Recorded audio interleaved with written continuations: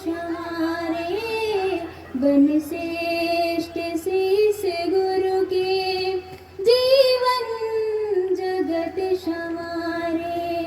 गुरु को ही हम पुकारे, भारत की गाथा, देश की कहानी, भारत की पुण्य गाथा, गुरु शीस की कहानी।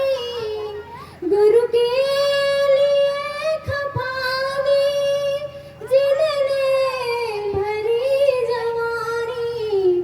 पथ पर गुरु के चलकर, पथ पर गुरु के चलकर, गुरु को ही हम पुकारे। पथ पर गुरु के चलकर, गुरु को ही हम पुकारे।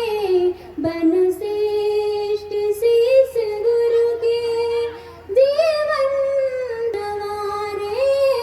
बन श्रेष्ठ गुरु के, जीवन जगत संवारे। गुरु को ही हम पुकारे, गुरु को ही हम पुकारे। गुरु ज्ञान को सभी जन, जीवन में यूं उतारे।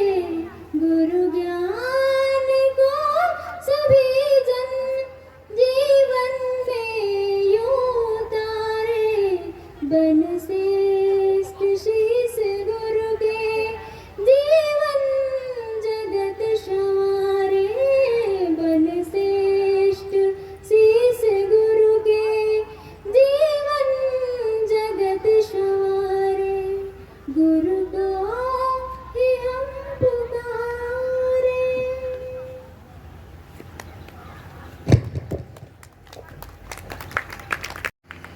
हमारे जीवन की सार्थकता को सुनिश्चित करने के लिए चल रहा ये कार्यक्रम, जिसमें हम लोग का एक एक पल एक एक इतिहास बन जाए, एक एक समय, एक एक सांस हम लोगों की सबके लिए, एक दूसरे के लिए कीमती हो जाए। इस भावना के साथ, इस विचारों पर आधारित ये कार्यक्रम, जिसमें हम लोगों को एक भी पल बिना गंवाए अपने जीवन को सार्थकता की दिशा की तरफ मोड़ देना है। कहते हैं अपने ही दामन को भिगोती ही चली जाती है, अपने ही दामन को भिगोती ही चली जाती है। जिंदगी अगर रोई तो फिर रोती ही चली जाती है। और नेक कामों में कभी देर न कीजिए, नेक कामों में कभी देर न कीजिए। देर अगर होती है तो फिर होती ही चली जाती है, देर अगर होती है तो फिर होती ही चली जाती है। देर करने की कोई बात नहीं है, बिल्कुल। अब अगले ही पल से, अगले ही सेकंड से, अगले ही समय से जो कुछ भी हमको करना है, बस सारा कुछ जो अब तक कर दिया है वो छोड़ दीजिए। जो नया करना है बस वो इतना ही है कि हमारा हर सांस, हर पल, हर सेकंड इस भावना के साथ, इस विचार के साथ होना चाहिए कि वो कितना औरों के हित के लिए काम आ रहा है। अब इन्हीं के साथ, इन्हीं बातों के साथ हमारे बीच में पूजा दीदी उपस्थित है। उनको बुलाने से पूर्व उनका थोड़ा सा परिचय, और फिर आपको समझ में आएगा बहुत अच्छे से कि किन जिनका आपको सानिध्य मिल रहा है, आप कितने सौभाग्यशाली हो। जिस जगह पे आप बैठे हो कितना अद्भुत और कितना वैसा स्थल बन जाएगा। कहते हैं कि जब तक राम अयोध्या में नहीं आए थे तब तक अयोध्या की उतनी महिमा नहीं थी, है ना। जब तक कृष्ण भगवान मथुरा में नहीं थे तब तक मथुरा उतनी नहीं जानी जाती थी। लेकिन अयोध्या को जाना इसलिए जाता है क्योंकि राम वहां पे हुए थे। तो आपके इस स्थल को इसलिए भी जाना जाना चाहिए क्योंकि ऐसा कार्यक्रम यहाँ पे हो रहा है जो युवाओं को एक नई दिशा देने के लिए बिल्कुल पूरी तरह से तत्पर है, कटिबद्ध है और पूरा प्रयासरत है। और निश्चित रूप से एक सफल, एक सकारात्मक परिणाम निकल के आने वाला है। आप लोग तैयार भी होंगे निश्चित रूप से। दीदी का एक छोटा सा परिचय मैं आपको दे दूं। सोच के देखिए कि हमारे घर में जब शादी होती है तो भोजपुरी बजता है, निश्चित रूप से बजता है, और खराब गंदे गाने बजते हैं। इसमें कोई नहीं कह सकता कि नहीं, क्योंकि भोजपुरी में जो हमारे यहाँ बज रहा है इस समय वो वही है जिसके बारे में परिचय देने की जरूरत ही नहीं है। एक सब लोग कहते हैं कि इसको बंद कर दो, ये नहीं बचे, कुछ अच्छा बच जाए, प्रज्ञा गीत बच जाए या कुछ ऐसे गाने बजे जिससे लोगों को प्रेरणा मिल जाए, जिससे तो हमको क्या होता है कि मामा क्या कहेंगे, मामा को क्या लगेगा कि भक्ति बजा दिया है, ये कौन सा गाना बजा दिया है, भैया को कैसा लगेगा, सब लोग नाराज हो जाएंगे, हित मित्र नाराज हो जाएंगे। हम लोग अपने घर में बजने वाले उस गाने को बंद नहीं करा पाते हैं। और मैं ये बात क्यों बता रहा हूँ, क्योंकि दीदी दौलतपुर एक जगह है, एक गांव का नाम है, वहाँ पे बाल संस्कार शाला चलाती है, वहाँ पर बच्चों को संस्कार देती है। और इनके संस्कार शाला में, दीदी की बाल संस्कार शाला में मुझसे कम उम्र की इतनी छोटी छोटी बहनें, जिनको अगर देखो तो मन श्रद्धा से भर जाता है, मन कहता है चरणों में झुक के प्रणाम करने का। इतना इस तरह से उन लोगों का व्यक्तित्व, इस तरह से उन लोगों का व्यवहार है। पर कह ये रहा था मैं आपसे कि इनके दीदी के गांव में पता चल गया कि एक ऑर्केस्ट्रा होने वाला है, और आपको पता है कि उसमें क्या होता है, कुछ बताने की जरूरत ही नहीं है। दीदी के कानों तक ये बात आ गई तो दीदी ने सर जी के पास फोन किया। आप लोग जानते हैं, ये देवा सर का नाम सुना है आप लोगों ने, अच्छी बात है, सब लोग जानते हैं अच्छे से। तो दीदी सर जी के पास फोन किया कि सर जी ऐसा ऐसा होने वाला है, क्या करें हम लोग। तो सर जी ने कहा कि जो भी प्रयास कर आप कर पाइए करिए। सर जी ने भी परीक्षा लेने की सोची की, जो भी इन लोगों को सिखाया है बचपन से, अब वो देखते हैं कितना काम आता है। दीदी ने उनके परिवार वालों से बात किया, पता चला कि वो लोग नहीं करा रहे हैं। उन्होंने कहा कि हम नहीं करा रहे हैं। तो फिर पता लगा कि कौन करा रहा है, पता लगा कि उधर वाले करा रहे हैं, है ना, लड़के वाले करा रहे हैं। लड़के वालों से बात किया दीदी ने, पता लगा कि वो भी नहीं करा रहे हैं, उनके कोई मामा जी हैं वो करा रहे हैं। ध्यान से सुनते जाना और हिम्मत देखना। एक हमारे घर की छोटी सी बहन, कितनी हिम्मत, कितना कितना वो साहस हो सकता है। कभी हम झांसी की रानी की कहानी सुना करते थे, कभी पन्नाधाय की कहानी सुना करते थे। वो जो हिम्मत, वो जो स्वाभिमान, वो जो अपने देश के लिए मर मिटने की जो भावना है, किसी से भी लड़ जाने की जो भावना है, वो आपको देखने को मिलेगा दीदी के इस छोटी सी घटना में। ध्यान से सुनते जाइएगा। पता लगा कि मामा भी से पता किया तो मामा भी नहीं करा रहे थे।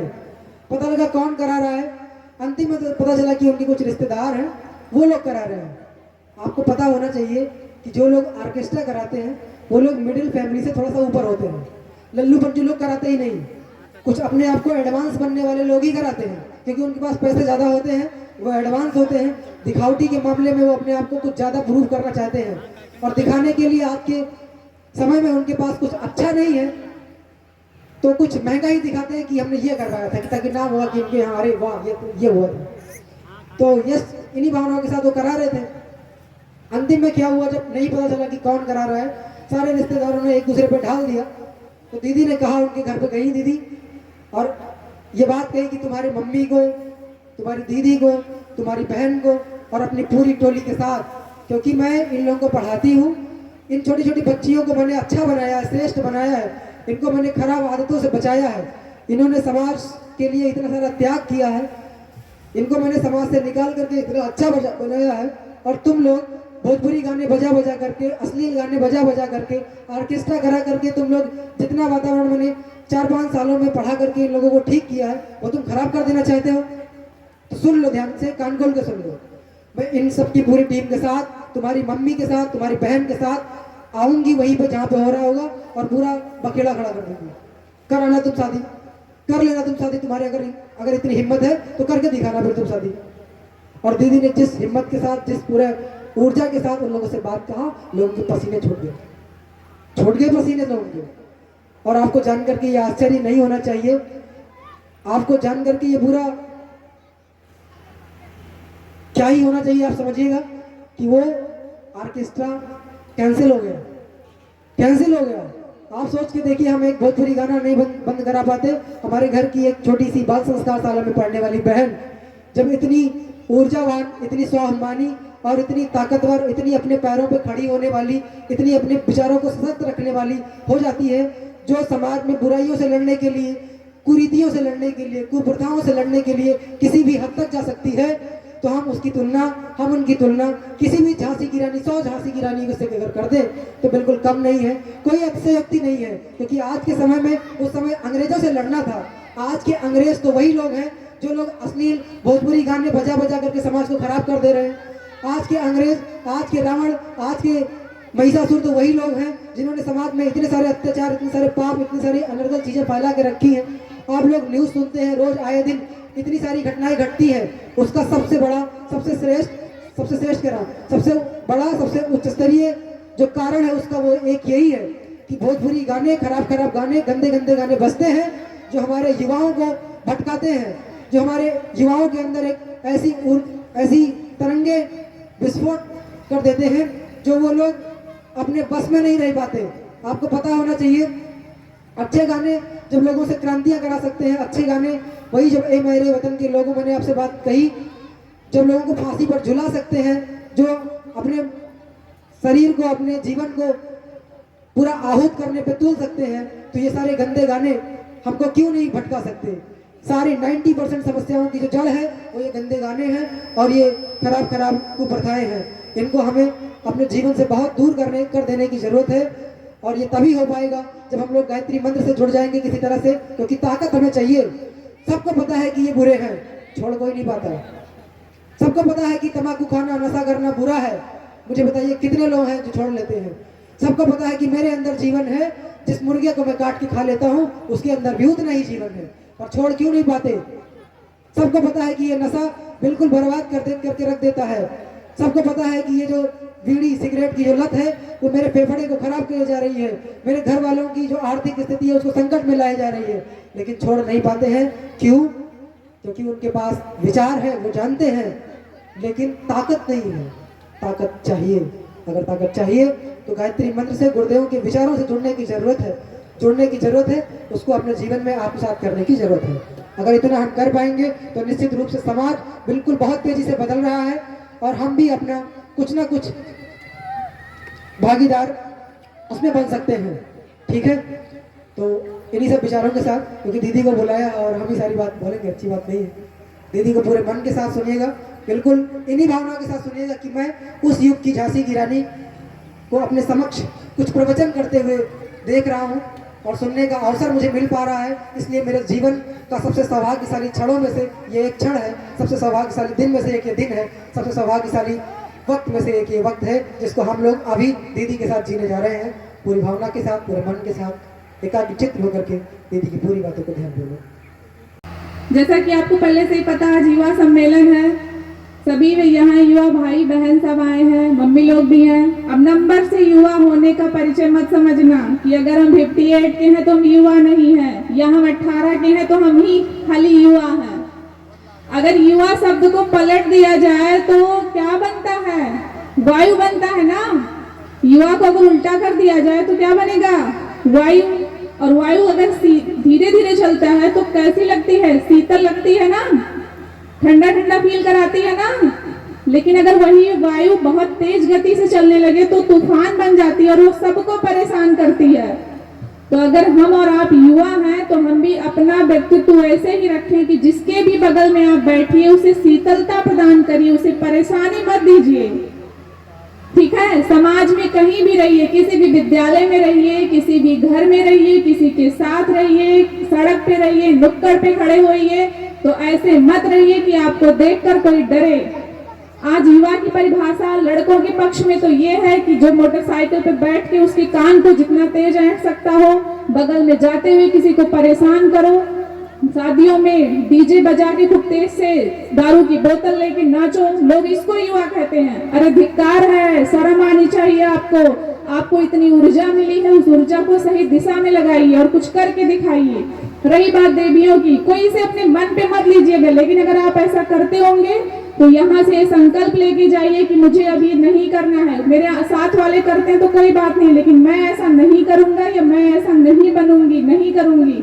लड़कियों के लिए आप अपने पढ़ने लिखने पे, कौशल पे ध्यान दीजिए, मेकअप से थोड़ा दूर रहिए। हाँ, अगर आपकी शादी हुई है तो अलग बात है, आप सज सकती हैं, थोड़ी बहुत छूट है, लेकिन इतना नहीं कि दिन रात उसी लिपाई पुताई लगे हैं। इतना ज्यादा शरीर को मत सुंदर बनाइए, क्योंकि आपने तो पढ़ा ही होगा कि शरीर की सुंदरता समय के साथ खत्म ही हो जानी है। अगर मन की सुंदरता नहीं रही, मन की मजबूती नहीं रहेगी तो तुम्हारी कोई इज्जत नहीं रहेगी घर में। ये बात माएँ जानती हैं, इसलिए अपनी बेटियों को चाहती हैं कि वो पढ़ लिख के कुछ करें, कुछ अच्छा बने। बार बार उन्हें फोर्स नहीं करती कि घर के काम में ही लगी रहो, यही सीखो, जैसे हम जिए वैसे तुम भी जी लो, जैसे हम सड़े वैसे तुम भी सड़ जाओ। ऐसा नहीं चाहती माए ना, यही तो चाहती हैं कि जैसे हम अपनी छोटी छोटी जरूरतों के लिए दूसरों के सामने हाथ पसारते हैं, वैसे हमारी बेटियां ना बने। चाहती हैं कि नहीं चाहती है मम्मी लोग? चाहती है ना, क्योंकि आपको भी बुरा लगता होगा, इतना आप काम करती है। सोचिए, दुनिया में हर इंसान नौकरी करता है, उससे पैसा मिलता है कि नहीं मिलता? मिलता है ना। माओ को कौन पैसा देता है बताओ जरा?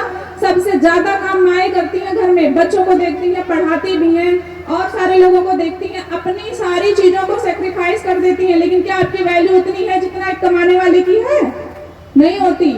तो इसीलिए आप अपने कौशल पे ध्यान दीजिए, आप ऐसा कुछ सीखिए जिससे आप अपने घर के इस काम के साथ साथ कुछ कमाई कर पाइए, ठीक? क्योंकि महंगाई इतनी ज्यादा है, जो भी करना है एकदम ऑनेस्टली बोल रहे हैं। हर घर की यही कहानी है, अगर आपने मैनेजमेंट नहीं सीखा, अच्छे से चीजों को नहीं किया, तो बाद में आप बहुत पछताएंगे। जिनको भी पढ़ने का मौका मिला है लड़कियों को, आपको पता होगा सावित्रीबाई फुले जी की वजह से हम लोगों को मिला है पढ़ने को ना, उन्हीं की वजह से हम पढ़ पा रहे हैं। तो अगर किसी ने आपको पढ़ाने के लिए इतनी मेहनत की है, इतना सेक्रीफाइस किया है, तो आप उसकी वैल्यू करेंगे? करेंगे ना? करिए और अच्छे से पढ़िए, सीखिए। जैसे अगर आपको पढ़ाई में मन नहीं लग रहा, मान लो सबका नहीं लगता, एकदम सही बात है, तो कुछ कौशल सीख लो, कुछ अच्छा सीख लो, सिलाई कढ़ाई सीख लो। कुछ लोग कहेंगे नहीं मेरे घर वाले मुझे जाने नहीं देंगे, आज तो मोबाइल सबके पास है ना, ऑनलाइन सीख लो, कंप्यूटर सीख लो, कोई भी काम सीख लो। ऐसा काम करो जिसमें आप हमेशा व्यस्त रहो। फालतू गपशप करने से कुछ हासिल होने वाला नहीं है। इनके घर में क्या चल रहा है, उनके घर में क्या चल रहा है, अरे आपके अपने जीवन में क्या चल रहा है इसको तो देखिए। दूसरे के घर को ज्यादा नहीं देखते, नहीं अपने घर में क्या हो जाएगा आपको पता नहीं चलेगा, ठीक? तो लड़कियों से मेरा खास निवेदन है, क्योंकि भाई हम लड़कियों को ज्यादा मानते हैं, एकदम कहना ऐसा नहीं, मुझे भाइयों से नफरत है, लेकिन क्या किया जाए ना, लड़कियों को थोड़ा ही समझाओ तो अच्छे से समझ जाती है, क्योंकि वो अपनी मम्मी को एज एग्जाम्पल देख रही है ना कि मम्मी मेरी कैसी है, कितना संघर्ष किया। भैया लोग को चाहे जितना भी कोई समझा ले, वो थोड़ी देर समझते हैं, फिर यहाँ से सुने इधर से निकाल देते हैं। उनको तो लगता है अरे ऐसे बोल रहे हैं, कितना देर बोलेंगे, अभी भूल जाएंगे।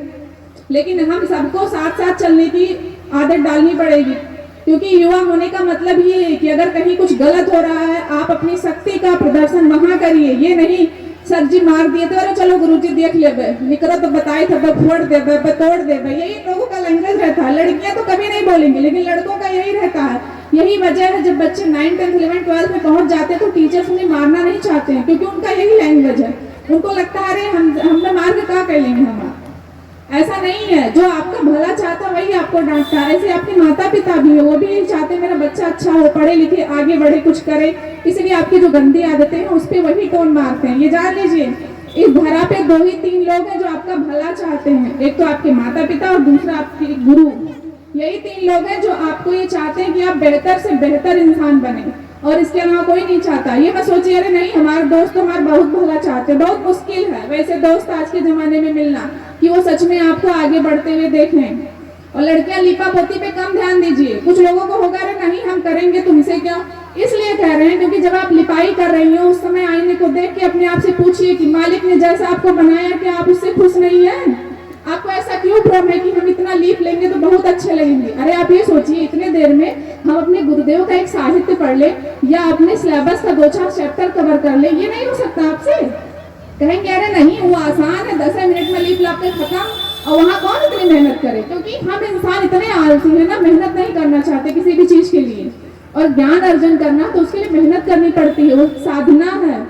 ऐसा नहीं है कि बस आईने के सामने खड़े हो गए, हाँ आज कौन सा स्टाइल बनाए कि बस चलते रहें, ये नहीं करिए आप। आपका जो टाइम है ना ये गुजर जाएगा, फिर आप बहुत पछताएंगे, आपको लगेगा काश पढ़ लिए होते। नहीं समझ में आता, अभी आराम से खाने को मिल रहा है, सोने को मिल रहा है, घर वाले भी 2-4 बात बोलते हैं, भूल जाते हो। ऐसे जब दूसरे घर में पहुंचेंगे यही टोन कोई अगला मारता ना तो बहुत खलेगा, तब माता पिता की बात याद आती है, काश हम पढ़ लिए होते, काश ये कर लिए होते। इसलिए लड़कियों को ज्यादा ध्यान देना चाहिए, और माओ से खासकर आप जितना टोन मारते हैं उससे बेहतर है आप वैसे उनको बन के दिखाइए, फिर वो आपको ही फॉलो करेंगे, क्योंकि वो देख रहे हैं ना कि इनके साथ ऐसा हुआ, इनको ऐसे सब मिल गया, हमको भी मिल जाएगा। पैसा हो जाने से ही सारी खुशियां नहीं मिलती, आप स्किल सीखने की कोशिश करिए। और इस क्षेत्र में तो यही है कि एक बाल संस्कार शाला चलाए कोई भी दीदी लोग। मैं तो बहुत लोगों से मिल नहीं पाई हूँ, लेकिन मैं ये जरूर कहूंगी जिनका भी प्रॉपर यहाँ पे घर है वो बाल संस्कार शाला जरूर चलाइए। अगर दीदी लोग से किसी से भी बन पड़ रहा हो, कुछ नहीं तो अपने आसपास के 2-3 बच्चों को ही पढ़ाइए। आपका खुद का व्यक्तित्व बहुत अच्छा होगा, साथ साथ बच्चों को भी सिखाएंगे और आप खुद भी करेंगे।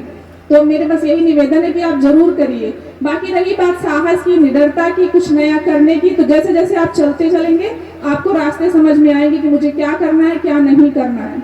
और युवाओं से समाज को बहुत उम्मीद रहती है, क्योंकि हमारे आपके पास जो ऊर्जा है और हमारे बड़े लोगों के पास जो अनुभव है, जैसे हमारे पिताजी लोग हैं जिनकी एज 58, 59, 60 इससे प्लस वाले हैं, अगर हमारी ऊर्जा और उनका अनुभव दोनों एक साथ मिला तो हम इसमें कोई संदेह नहीं कि हम अच्छा कार्य करेंगे। ठीक, गुरुदेव हम लोगों से यही चाहते हैं कि हम अच्छे इंसान बने और साथ साथ लोगों को भी लेके चलें। तो हम बदलेंगे, हम सुधरेंगे। बिल्कुल, यहाँ पे बाल संस्कार शाला दीदी जरूर चलाइए। जिसको भी चलाना हो, आपको कोई दिक्कत हो आप सर जी से बात कर लीजिए, नहीं तो दुर्गेश भैया हैं उनसे बात कर लीजिए। नहीं, अगर आपको लगता हो आप वहाँ नहीं कर पाएंगे तो आप हमसे बात करिए कि हम कैसे चलाएं, क्या करें क्या नहीं करें, कैसे कैसे क्या क्या करना होता है। आपको करना है, बस ये ठान लीजिए पहले। और इस जो भी प्रोग्राम हो रहा है इसका एक मेन ये उद्देश्य ये भी है व्यक्ति निर्माण, क्योंकि जहाँ के लोगों का विचार अच्छा होगा, जहाँ के लोग अच्छे होंगे, वो एनवायरनमेंट अपने आप अच्छा होता चला जाएगा। हम अपने यहाँ का 1-2 एग्जाम्पल आपको दे रहे हैं, हो सकता है आपको उससे भरोसा हो जाए।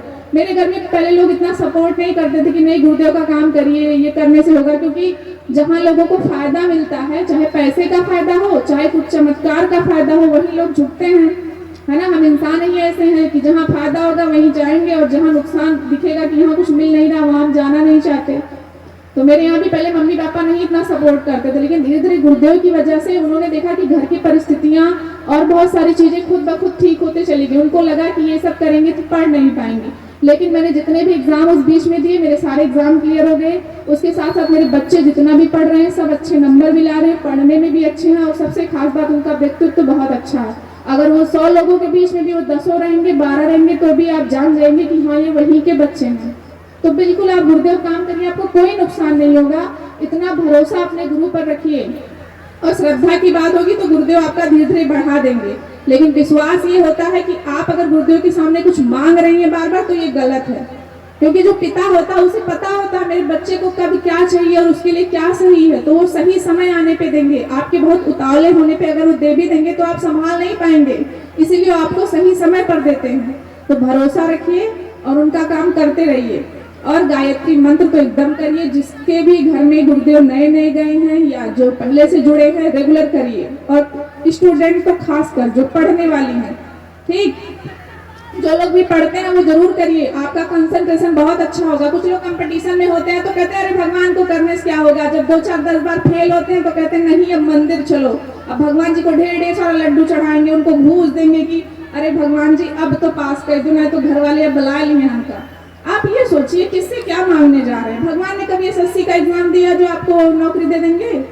भगवान आपको क्या दे सकते हैं? संयम देंगे, धैर्य देंगे, साहस देंगे, ताकि आप मेहनत से और अच्छे से पढ़ाई करिए। तो आप उनसे मांगने मत जाइए, कभी उनसे उनका भी हाल पूछ लीजिए कि आपने हमको इतना कुछ दिया है, आपको हमसे क्या चाहिए।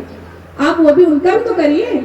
जैसे माता पिता का आपके ऊपर पूरा अधिकार है ना, कैसे अधिकार है, उन्होंने आपको पाल पोस के बड़ा किया है, इतना पैसा आपके पीछे लगाया, आपको इतना ज्ञान दिलवाया है, अच्छे से अच्छा आपको दिया, तभी तो आपके ऊपर अधिकार जता रहे हैं।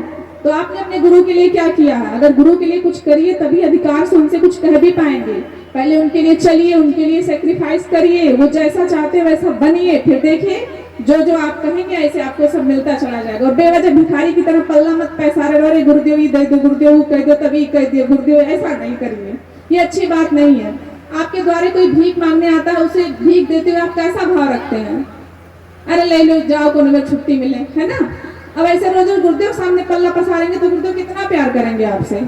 वो तो उनकी दया है, उनकी कृपा है कि कितना भी रो फिर भी उठा ही लेते हैं कि नहीं मेरा ही तो बच्चा है। तो ऐसा नहीं करिए। गुरु के लिए जो भी उनके यहाँ नियम कानून है, गुरुदेव जैसा चाहते वैसा बनिए, फिर देखिए उनका प्यार।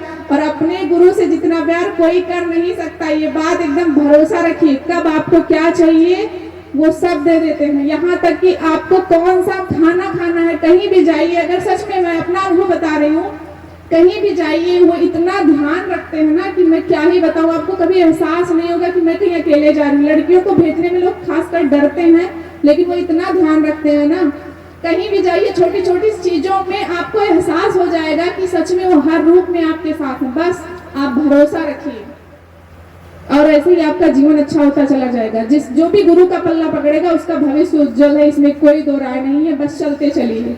धन्यवाद।